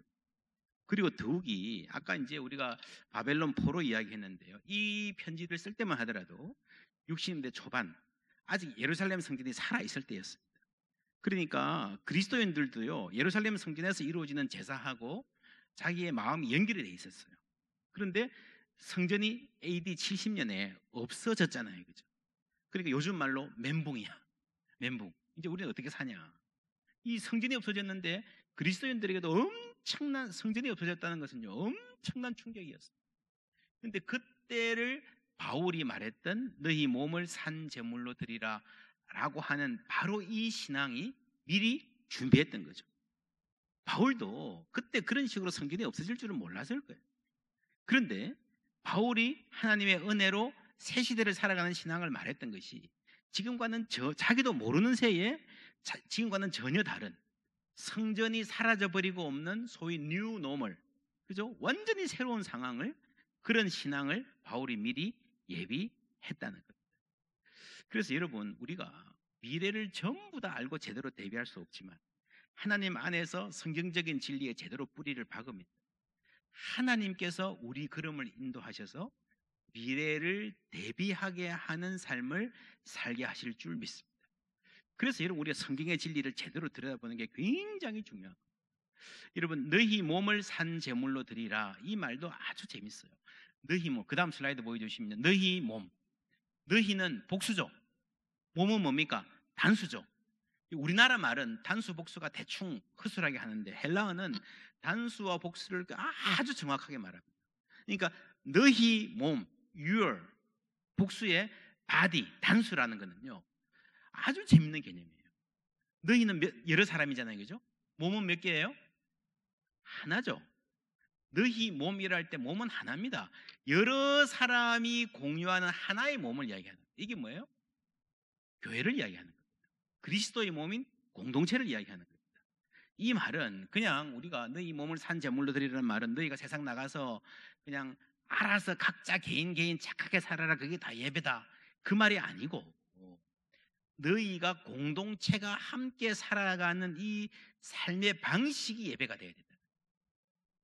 너희 몸. 여러분 빌립보서에 보면요, 두렵고 떨림으로 너희 구원을 이루라는 말이 나오잖아요. 그렇죠? 이것도 마찬가지입니다. 너희는 복수죠. 구원은 몇 개입니까? 한 개예요. 굉장히 놀라운 말입니다. 여러분 주석들을 찾아보시면 이거를 그래도 꽤 상세히 이야기한 주석들이 꽤 있는데, 너희 몸을, 이거는 아주 우리가 보기에는 사실은 굉장히 충격적인 말이에요. 너희 구원을 이루라. 무슨 말이에요? 너희 구원. 우리는 전부 다 구원을 개인적인 내 믿음으로 구원한다 생각하잖아요. 그것도 맞아요. 틀린 말은 아닙니다. 근데 성경이 말하는 구원은 그거보다 훨씬 더 공동체적입니다. 다윗이 골리앗을 이기잖아요. 그죠? 그럼 누가 이긴 겁니까? 다윗 혼자 이겼지만 이스라엘이 다 이긴 거잖아요. 그죠? 예수가 죄와 사망의 권세로부터 부활하시고 승리하셨잖아요. 그럼 그 승리가 우리 모두의 승리인 줄 믿습니다. 그러니까 함께 싸우는 거예요. 함께 가는 거예요. 이 고등학교 학생들이, 우리 신목사님 자제분도 지금 고1, 고3이라 그러셨죠. 한참 이제 기도 많이 하셔야 될 텐데, 예를 들면 고등학교의 한 반 담임 선생님이 아이들한테, 야, 공부 열심히 해. 우리 다 열심히 하자. 열심히 해서 한 사람도 빠짐없이 대학 잘 가자. 으쌰, 화이팅! 해가지고 열심히 공부했어요. 그리고 대학을 다 잘 갈 수 있겠지만, 그래도 가는 거는 따로따로 가는 거잖아요. 그죠? 따로따로 가는 거잖아요. 여러분, 너희 구원을 이루라, 이 말은 뭐하고 비슷한가 하면은, 고등학교 축구팀이 있어요. 열심히 해서 4강에 들면 어떻게 돼요? 대부분 다 대학 다 가요. 근데 4강에 못 들면 꽤 뛰어난 애들도 대학 못 갈 가능성이 굉장히 많아요. 그렇죠? 그게 여러분, 하나님이 우리의 구원과 하나님이 우리의 삶을 이끌고 가시는 것은 바로 개별 입시보다는요, 고등학교 축구팀에 가깝습니다. 그래서 여러분, 우리가 생각하는 것 이상으로 현대 우리는 이 성경책이 쓰여진 구약과 신약의 그 배경에서는 인간을 볼 때에 한 인간 따로따로 보지 않고 함께 가는 공동체로 보는데, 우리가 이 서양을 통해 가지고 복음을 전수받았기 때문에 서구의 개인주의가 너무 많이 들어와 있어요. 그래서 성경하고 완전히 다른 세계의 이야기를 하고 있을 가능성이 굉장히 많습니다. 여러분, 서구 사람들은 아주 철저하게 개인주의적 사고를 갖고 있는데요, 그냥 내가 책임적인 주체로서 내 삶을 잘 이성적으로 잘 판단해서 이걸로 가면 된다라는 생각이 완전히 이게 헛방이구나. 그게 완전히 잘못된 거구나. 하는 것이 만천하에 들어간 게 2020년입니다. 그렇죠? 코로나 때 그 개인주의적인 서구의 사회가 얼마나 심하게 무너졌습니다. 그나마 좀 공동체적 생각을 갖고 있는 것은 내가 잘못하면 이웃들도 피해를 본다 라고 하는 생각을 가진 우리 같은 사람들은 훨씬 더 이 코로나를 잘 이기고 있잖아요. 그죠? 근데 개인주의가 틀렸다는 이야기예요. 성경은 공동체를 이야기합니다. 그래서 신약 성경 전체를 통틀어서 가장 많이 나오는 단어 중에 하나는, 그리고 가장 중요한 단어 중에 하나는 뭐 구원, 믿음 이런 단어가 아니고요, 이 단어입니다. 그 다음 슬라이드 보시면 서로라는 단어. 저는 제가 미국에서 목회할 때부터 새가족반 교제를 함께 일으켰는데, 성경에 나오는, 신약에 나오는 서로라는 단어를 쭉 다 이름 공부해가지고 서로라는 단어를 다 찾아보라는 숙제를 자주 냈어요. 여러분, 이 서로라는 말이 신약에 얼마나 자주 많이 나오는가 보면요, 정말 놀랍습니다. 서로 사랑하라, 서로 용서하라, 서로 복종하라, 서로 기다리라, 서로 섬기라, 격려하라, 위로하라, 끝도 없어요. 한 3페이지 꽉 차요. 서로 피차 이런 말을 그냥 쭉 써보면, 여러분, 예수님은 우리가 생각하는 그 상상 이상으로 서로라고 하는 관계, 이 공동체를 중요하게 생각하셨습니다. 이런 복음서를 보면요, 예수님이 여러분 한 사람의 생각의 가치, 내가 뭐를 중요하고 소중하게 생각하는가를 보려면요, 몇 가지 방법이 있습니다. 그 사람이 어디다 돈을 쓰는가, 그죠? 옷 사는 데 돈을 많이 쓰면 패션을 중요하게 생각하는 사람. 그거보다 더 중요한 건 시간이에요, 시간. 나는 가정을 소중하게 생각해 라고 하지만, 말은 그렇게 하지만 가족들과 시간을 전혀 안 보내는 사람은 안 그럴 말뿐일 가능성이 굉장히 많죠. 그렇죠? 가족을 소중히 여기면 가족과 시간을 많이 보낼 것이고, 친구를 소중히 여기면 친구와 시간을 많이 보낼 것이고, 그렇죠? 여러분, 교회를 소중히 여기는 사람은 교회에 와서 많은 시간을 보내는 사람. 예수님이 여러분 어디에 시간을 많이 보내셨는가 하면요, 사회 전체를 개혁하기보다 제자들을 양육하는 데 압도적인 많은 시간을 보내셨습니다. 예수님 여러분 지난주에 성금요일, 성목요일 하셨잖아요. 그죠? 이거 보시면 여러분 예수님께서 십자가에 달려 돌아가시기 직전에 굉장히 중요한 그날 밤에 뭐 하셨습니까? 제자들의 발을 씻기셨죠. 제자들과 함께 식사하셨죠. 여러분 이게 무슨 말입니까? 여러분 그 10여 명의 제자들 입장에서는 너무너무 감동적이고, 우리를 위해서 그 귀중한 예수님이, 온 인류의 구세주인 예수님이 우리를 위해서 시간을 보내셨고 우리 발을 씻겨주셨다.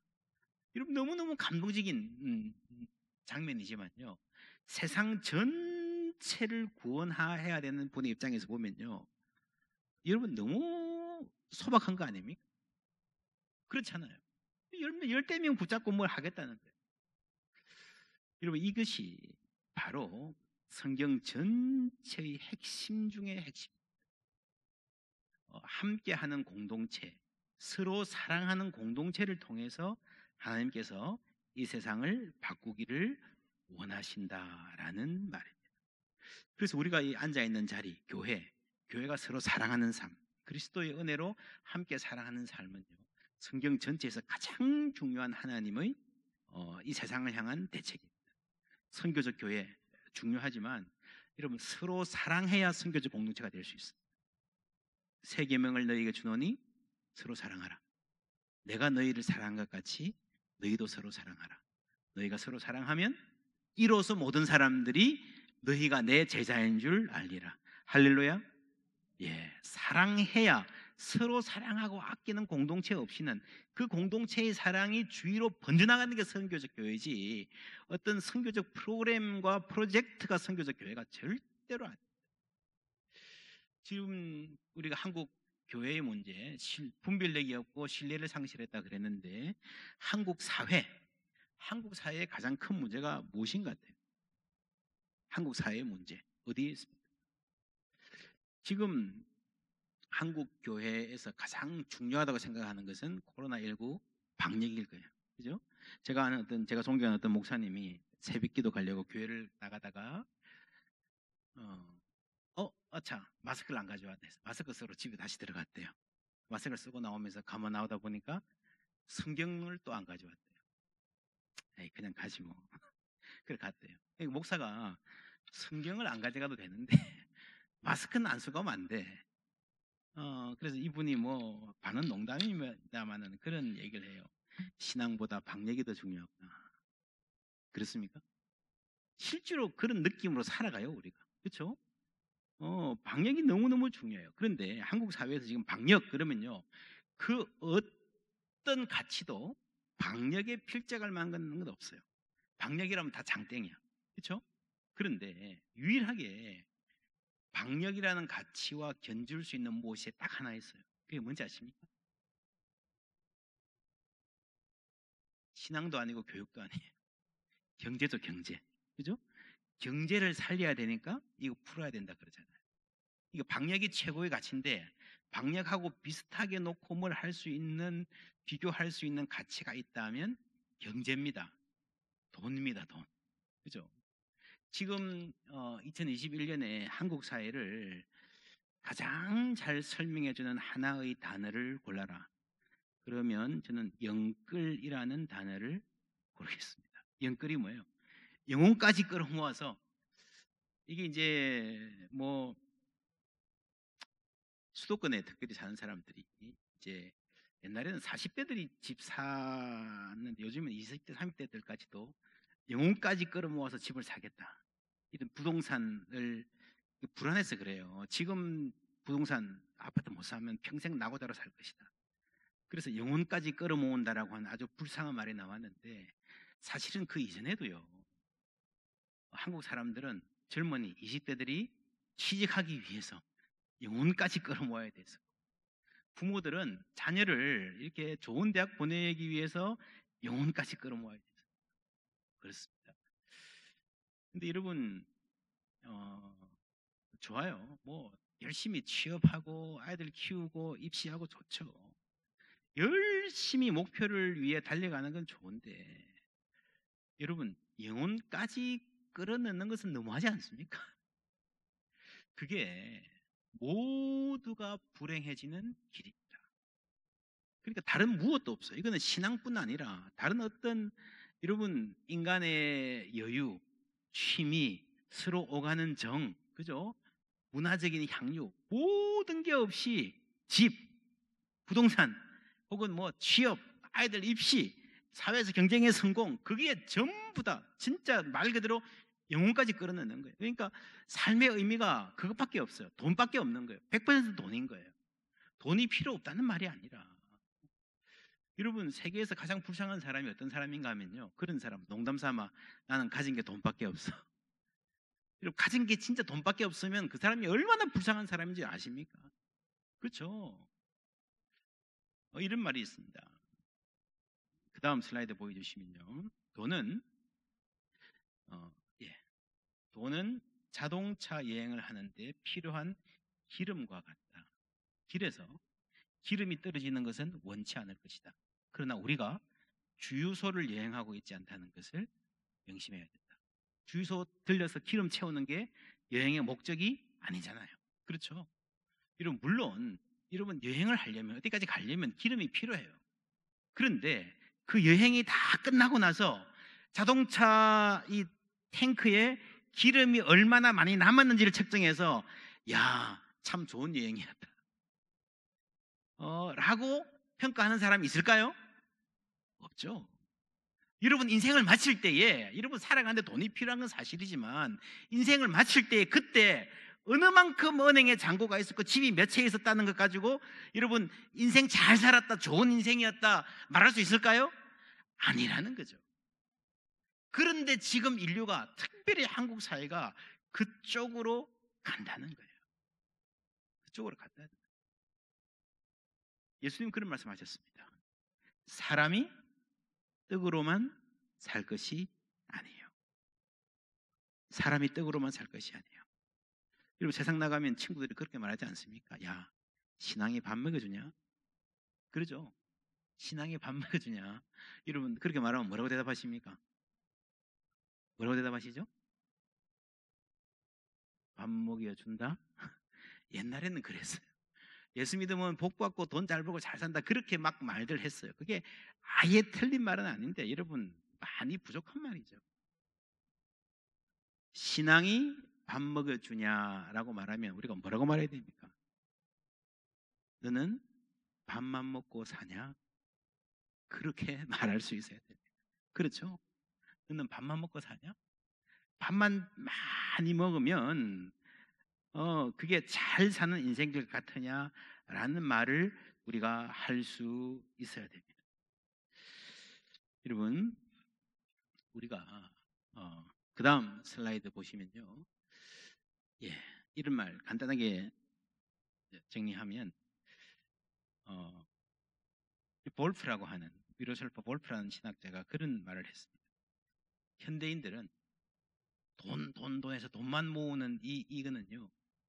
돈은 우리가 잘 사는 돈이 잘 사는 삶이 아니라 돈은 잘 사는 삶을 위한 도구라는 거죠. 화가가 있어요. 그림, 팔레트, 물감 이런 걸 막 사모아요. 왜 사모읍니까? 그림을 그리기 위해서. 돈 모으는 것 자체가 목적이 된 사람은요. 화가인데 그림은 안 그리고 계속 물감만 사모아. 좋은 도구만 사모아. 그런 삶과 비슷하다는 거죠. 뭡니까? 도구가 목적이 된다. 여러분 우리가 인생 살면서 돈의 중요성을 전적으로 외면할 수 없습니다. 그런데 그러면 어떻게 우리가 이 돈으로 해서 들어가는 이 삶에서 적어도 빠져나올 수 있을까? 적어도 거리를 유지할 수 있을까? 적어도 그것이 인생의 전부가 아님을 알고 우리 스스로의 삶을 보호할 수 있을까라는 고민을 할 수 있어야 되고, 여러분 신앙이 아니고는 이것이 참 힘듭니다. 그래서 저는 이 성경을 전체적으로 보면 결국에는 돈 아니야, 돈 관심 갖지 마, 이렇게 해가지고는 이게 문제가 절대로 해결이 안 됩니다. 떡으로만 살 것이 아니요 이랬으니까 떡도 필요합니다. 여러분 사회에서 열심히 경쟁할 때는 경쟁해야 됩니다. 자녀들 공부 잘 가르치려고 노력해야 됩니다. 그런데 뭘 해야 되는가 하면요, 서로 함께 사는 삶을 연습을 해야 되는 겁니다. 나 혼자 먹고 잘 먹고 잘 사는 게 목자가 되면요, 인간은 이 돈이라고 하는 블랙홀, 물질주의 블랙홀에 빠져들어갈 수밖에 없습니다. 코로나19 때문에 훨씬 더 그런 경향은 더 심해졌습니다. 더구나 함께 사는 삶은 뭐 이러면 잘 아실 거예요. 급속히 멀어져 가고 파괴되고 있습니다. 사람들이 혼자 앉아서 다 뭐 할까요? 코로나19가 여러분 광풍이 고립이 되면서 젊은 사람들이 전부 부동산 아니면 막 아침에 일어나면 막 이제 직장 생활에 쉴 때 커피 안 마시고 주식 본다 그러죠. 그죠? 생각들이 이걸 꽉 채우고 있는 거예요.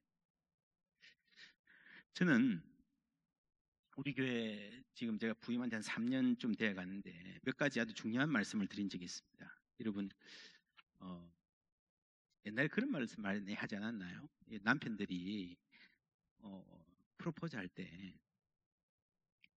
절대로 당신 눈에 눈물 안 흘리게 해줄게, 그런 말도 많이 하지 않았나요?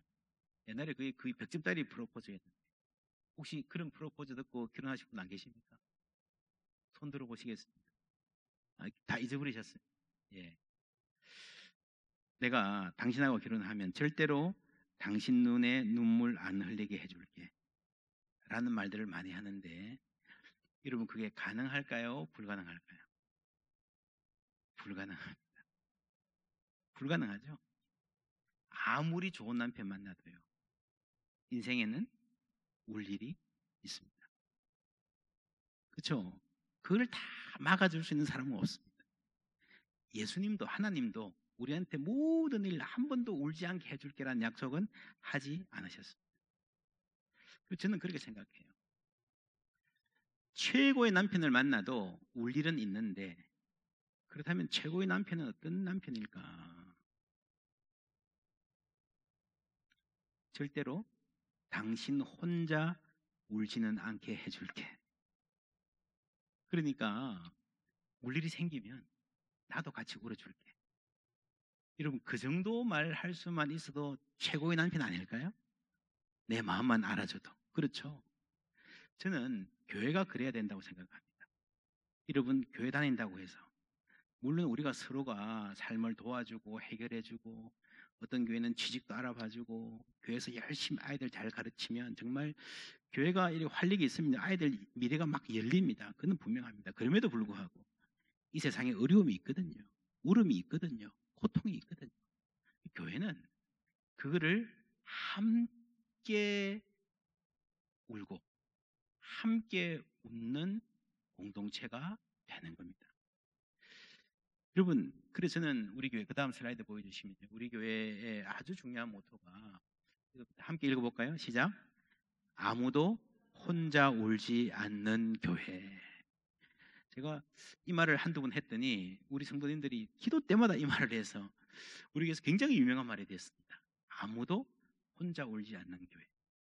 우리 인생에 울 때가 많지만 적어도 우리가 서로 사랑하고 서로 감싸주고 함께 가는, 아무도 혼자 울지 않는 교회가 될 수 있다면 여러분 인생이 동광교회가 있음으로 인해서 얼마나 복된 인생이 될까요? 여러분 이런 상상력이 있어야 돼요. 우리가 미래에 뭐 AI가 오고 뭐 4차 산업 오고 해서 어떻게 될지 모르지만요, 여러분 특별히 미래 사회로 갈수록 서로 함께 손잡고 울어주는 사람의 삶 존재는 정말 중요합니다. 교회가 그걸 해야 됩니다. 한국은 세계에서 코로나를 객관적으로 가장 잘 대처한 나라입니다. 그런데 여러분 여론조사를 한 거 보면요, 코로나로 인해서 가장 걱정이 많은 나라가 또 한국이에요. 여기 있다가 미국 간 사람들 전화해서 해보면요, 이상하대요. 미국이 죽기는 몇십 배로 많이 죽는데 미국 사람들은 그냥 산대요. 뭐 한국 사람들은 매일 아침에 오늘 몇 명이야? 해서 또 누가 전파했대, 이 나쁜 놈들 뭐 이러면서요, 막 완전히 그냥 코로나에 코박고 살잖아요, 그죠? 걱정이 그렇게 많잖아요. 그래서 한국이 코로나를 잘 극복한 하나의 어떤 그 이유는 많이 걱정하기 때문에 잘 극복했는지도 몰라요. 그게 또 그 걱정이 그냥 걱정이 아니라 손가락질 하잖아요. 한국은 이 막 조금이라도 막 방역에 조금이라도 뭐 흐트러지고 했다 그러면 막 그냥 온 사회가 막 그냥 비난을 막 퍼붓잖아요. 그렇다면 이게 지금 한국 사회의 가장 큰 문제인데 교회가 뭘 해야 되겠습니까? 교회가 해야 될 일은 너무도 분명하는 거예요. 감싸주고 돌보아주고, 그죠? 뭔가 좀 여유 있게 살아갈 수 있도록 우리가 먼저 사랑해주고 용서해주고. 근데 코로나 이 국민에서 우리 한국 교회가 첫 단추를 잘못 끼웠습니다.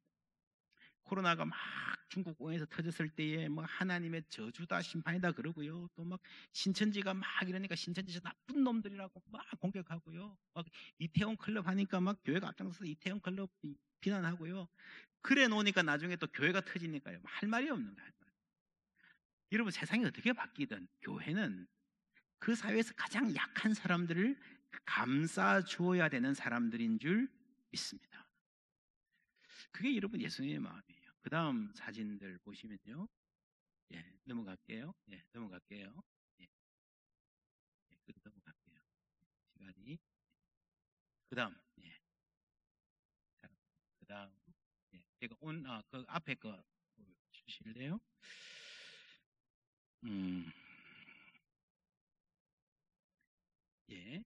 온라인 시대의 딥텍트 교회, 언택트 그러는데 우리가 서로 만나지 말자 뭐 이런 건데요. 그럴수록 우리는 딥텍트, 깊이 있는 교제를 추구해야 됩니다. 온라인 따뜻할 온자를 제가 우리 교회에서 몇 번 쓰고 있습니다. 여러분, 이런 게 필요한데 결국에는 핵심은 우리가 신앙생활에 앞으로 아무리 사회가 바뀐다 하더라도 신앙생활의 핵심은 예수님의 마음을 갖는 겁니다. 여러분, 사마리아인의 비유 아시죠? 사마리아인의 비유를 보면요, 혹시 방송실에서 사마리아인의 비유 누가복음 11장 있는 거 있으면 마지막으로 그거만 해주시면 좋겠네요. 없으면 괜찮습니다. 사마리아인의 비유를 보시면 굉장히 성경 구절이 재밌습니다. 제사장이 와서 강도 맞는 자를 보고 지나가고, 레위인이 와서 강도 맞는 자를 보고 지나가고, 이렇게 되어 있습니다. 왜 보고 그냥 지나갔을까요? 이 사람이 제사장이고 레위인이라는 데 초점이 있어요. 제사장들은요, 구약에 보면요, 시체를 가까이 하면 부정하게 되어서 제사를 못 지냅니다. 레위인도 마찬가지입니다. 자기가 나름대로 하나님을 잘 섬기기 위해서 만에 하나 시체로부터 나를 부정하게 할 그 상황을 차단한 거예요. 그렇죠? 나름대로 좋은 신앙생활 아닌가? 율법을 규정을 잘 지킨 신앙생활, 그렇게 볼 수 있어요. 그죠? 그런데 사마리아인의 등장을 보면 굉장히 재밌습니다. 사마리아인도 와서 보고 그 다음에 무슨 말이 나오는가 하면은 불쌍히 여겨 그를 데려다가 불쌍히 여겨. 그러니까 이 제사장과 레위인들은요, 보고 지나가고 굉장히 기계적이에요. 그렇죠? 그냥 배운 그대로, 프로그램된 그대로 실행을 하는 거예요. 여러분, 앞으로 제가 이제 서두에 그런 말 했어요. AI 시대가 되고 운전하는 거, 닭 튀기는 거, 뭐 회계사가 없어질 지금 굉장히 유망 업종이고, 저희 형님도 부산에서 회계사 하시는데 사실은 회계사가 이게 없어질 가능성이 가장 많은 직업입니다. 의사도 마찬가지예요. 벌써 지금 원격 수술한다 그러잖아요. 그죠? 이제 기계가 더 잘 수술하는. 실제로 미국에서요. 암을 진단하는데 암을 진단해서 약을 처방해요. 사람이 처방하고 이쪽에는 닥터 왓슨이라고 하는 이 암, 그러니까 빅데이터로 이 약을 쓰십시오 해서 양쪽에 이렇게 제시를 하면 여러분이 만약에 암 환자라고 어느 쪽을 선택할 것 같습니까? 사람이 제시한 걸 선택할 것 같아요? 알파고 같은 의사가 제시한 걸 선택할 것 같아요? 여러분 기계로 몰립니다. 이미 여러분 대세가 기울었어요. 상당히 많은 직종이요. 이미 여러분 인간이 잘할 수 있는 것이 굉장히 많이 줄어들고 있어요. 그럼 우리 인간들은 어떻게 살아야 되는가? 여러분 사마리아인의 비유에서 레위인과 제사장은 AI 같은 신앙이에요. 그렇죠? 입력해 놓으면 이럴 때는 이렇게 하고 저럴 때는 저렇게 하고 그게 신앙이면요. 그냥 법을 잘 만들어서 그 매뉴얼을 잘 따르는 게 그게 신앙이면 여러분 알파고 같은 기계가 훨씬 더 잘할 수 있습니다. 그렇지 않습니까? 교회 올 때 넥타이 매야 되고 이렇게 교회에는 10분 전에 와서 앉아 있어야 되고 매일 정한 큐티 해야 되고 그건 사람이 잘할까요? 기계가 잘할까요? 기계가 훨씬 잘해요. 우리가 계속 신앙이라 생각했던 많은 부분들이 심지어 그 핵심적인 것 같은 것들도 훨씬 더 기계가 더 잘할 수 있어요. 그런데 인간인 거는 뭔가 하면요. 이 사마리아인을 보면은 그를 보고 불쌍히 여겨 그를 치료하고 요거예요. 불쌍히 여기는 것. 여러분 이 경쟁 사회에서 누군가를 자꾸 불쌍히 여기는 것은 사실은 불편한 거예요. 그렇죠? 이 사마리아 사람도 어디 중요한 사업상의 출장을 갔을 가능성이 많죠. 그런데 이 사람한테 치료하느라고 자기 삶의 계획이 어긋났잖아요. 근데 그게 바로 인간이 무엇인가에 해당하는 겁니다. 예수님 같은 마음. 본래 하나님이 창조하신 인간의 마음. 불쌍한 사람이 있으면 불쌍하게 여길 줄 알고요. 함께 웃을 줄 알고 함께 울 줄 알고. 여러분 바로 이 마음이 현대 사회로 들어오면서 급격히 축소되고 있고 이 코로나와 전쟁을 거치면서 훨씬 더 빨리 말라붙어 가고 있습니다. 교회 위기가 어딘지 아십니까? 그 교회 위기는요, 이 코로나 때문에 교회 뭐 몇 % 모이지 못한다. 이게 위기의 본질이 아니에요. 여러분, 이 사회 전체가 어떻게 가고 있는가, 얼마나 아픈가, 우리가 정말 하나님이 기뻐하시는 하나님이 만드신 인간다운 삶을 얼마만큼 잃어버리고 있는가. 교회가 감지하고요. 그것을 넘어설 수 있는 정말 사랑의 공동체를 만드는 것이 교회의 책임인 줄 믿습니다. 그럴 때에 사람들이 세상 어디서도 경험하지 못한, 어디서도 볼 수 없는, 다른 데서는 기대할 수 없는 그 따뜻함, 그죠? 그것을 교회 안에 와서 발견하는 거예요. 그러니까 사회에서 소외됐던 사람들이 교회 안에 와서 여러분 거기서 자기 집 같은 따뜻한 마음을 갖는 거예요. 사회에서 우리는 희망이 없다라고 하는 청소년들이, 청년들이 교회 오니까 나도 사랑받고 나도 대우받고 나도 뭔가 열심히 해볼 수 있는 사람이구나 하는 그 생각을 이 따뜻한 공동체 안에서 받는 겁니다. 여러분, 그래서 마지막으로 정리합니다. 코로나19가 우리에게 준 타격은 정말 심각한 위기입니다. 역설적으로 이 사회가 급속히 축소되어 가고 아파가고 있고 서로 소외되고 고립된 상황으로 가기 때문에 우리가 복음의 본질로 돌아가기만 한다면, 하나님이 주신 본래 그 삶의 원리로 돌아가기만 한다면, 여러분 저는 믿습니다. 정말 성경적인 공동체를 이룰 수 있는 참으로 좋은 기회를 하나님 주셨다고 믿습니다. 말씀대로 사는 거예요. 말씀대로 사랑하는 거예요. 우리가 당장 나가서 이 멋진 교회를 이루고요, 당장 나가서 세계가 깜짝 놀랄 만한 프로젝트를 하고요, 세계를 변화시키고, 그게 아니라 내 이웃에 있는 한 사람, 우리 교회 문을 열고 들어오는 한 사람, 내 주위에서 예배드리는 한 사람, 그죠? 우리 교회 함께 신앙생활 하다가 낙심해서 이건 아닌가 봐 하고 떨어져 나가려는 한 사람 붙잡고 기도하고 눈물 흘리고 그 삶을 함께 나누는, 그게 여러분 작은 일 같지만 기억하십시오. 십자가 전야에 12명의 발을 붙잡고 따뜻함을 나누신 그 예수님의 사랑이 마침내는 세상을 변화시키셨습니다. 우리 동광교회에 예수님 같은 그런 사랑, 그런 따뜻함이 있다면 여러분, 이 코로나, 그리고 코로나가 지난 시기에 어려운 도전이 오히려 더 하나님의 영광을 높이 드러내는 복된 기회가 될 줄 믿습니다. 기도하겠습니다. 하나님 감사합니다. 어려운 시기를 살고 있다 합니다. 그러나 하나님, 이 어렵고 힘들고 낯설고 두렵기까지 한 이 변화의 중심에 우리 하나님 계신 줄 믿습니다.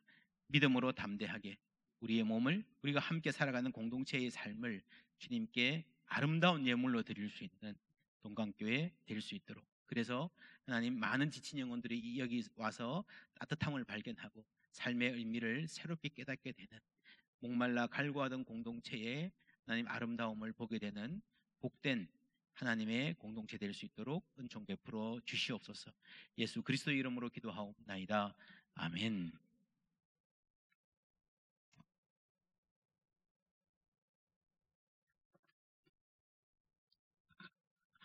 네, 목사님 귀한 말씀 감사드립니다. 귀한 은혜 되신 줄로 믿습니다. 459장 찬양 드리겠습니다.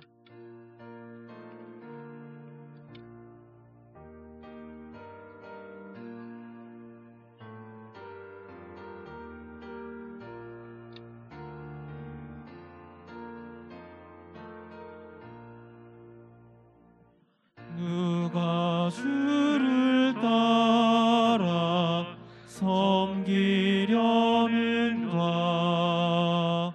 누가 죄를 떠나 주만 따를까? 누가 주를 섬겨 남을 구할까? 누가 주의 뒤를 따라가려나?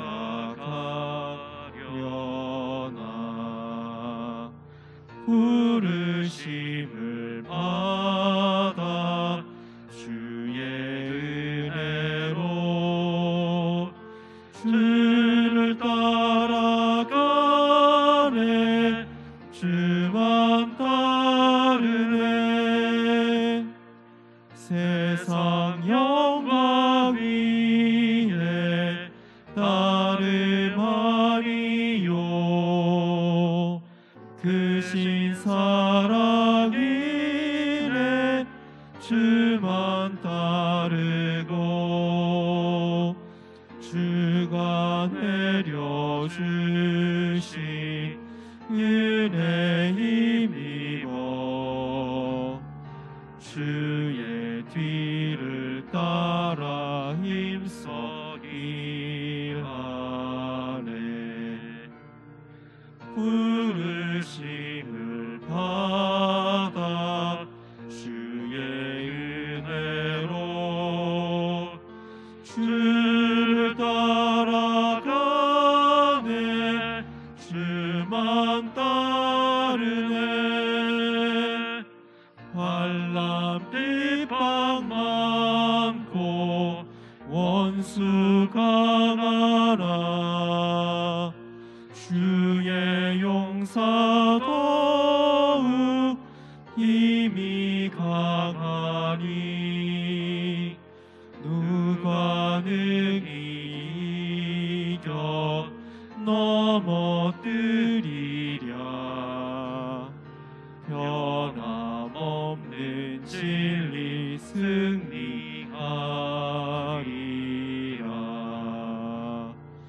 기쁜 찬송하며 주의 은혜로 주를 따라가네, 주만 따르네.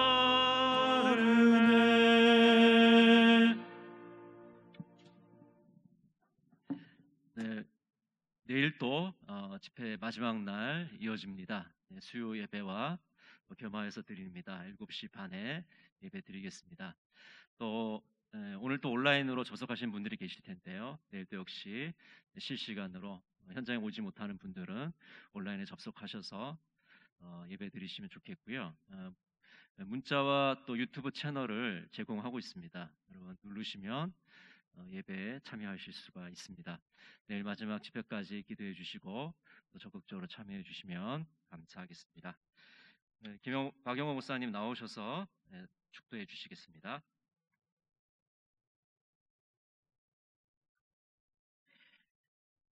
교회의 머리 대신 우리 주 예수 그리스도의 크신 은혜와 하나님 아버지의 신실하신 사랑하심, 성령 하나님 인도하심과 보호하심이 다가올 세대에 믿음으로 담대하게 앞으로 나가 주께 영광 돌리는 삶 살기 원하는 주님 세우신 귀한 믿음의 공동체 동강교회 위에 속한 모든 권속들 가운데에 자녀들이 앞으로 걸어갈 모든 인생의 걸음 가운데 하나님 나라 사역 가운데에 이제로부터 영원토록 함께 하옵시기를 축원하옵나이다. 아멘.